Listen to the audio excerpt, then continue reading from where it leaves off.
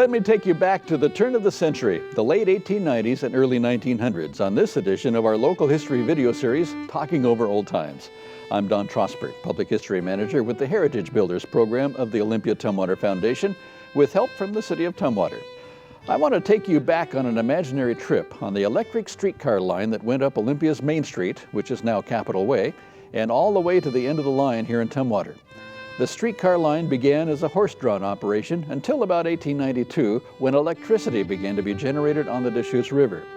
It was a popular form of transportation as it took advantage of the new technology of electricity.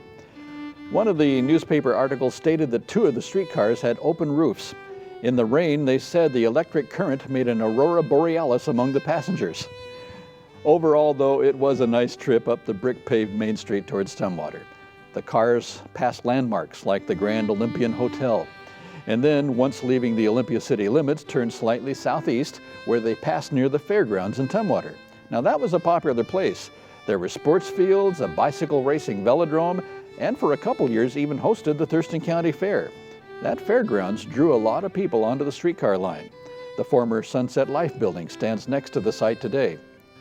Next, the line began to go slightly downhill along what is now Capitol Boulevard and past the Tumwater Club.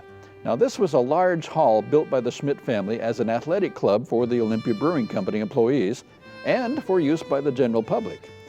That building hosted events like the governor's inaugural ball, indoor sports, Red Cross dances for soldiers during World War I, and in later years was used as a roller skating rink and a bowling alley with the pins reset manually. The tracks then turned right down the hill and then made a quick turn left to reach the end of the line at the east end of the Boston Street Bridge, where there was a small station and a barbershop run by Ransom Paget. Businessman Hazard Stevens, son of the first territorial governor Isaac Stevens, wanted to attract visitors to the end of the line in Tumwater, so he built an early version of Northwest Trek, an animal park at the current site of Tumwater Falls Park.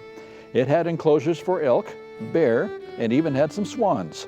A wonderful place for families to bring their picnic lunches and enjoy the day at Tumwater Park, maybe take in a band concert. The brewery added an extension of the streetcar line downhill to their plant so that using a special flat car, they could transport kegs down to Olympia's port.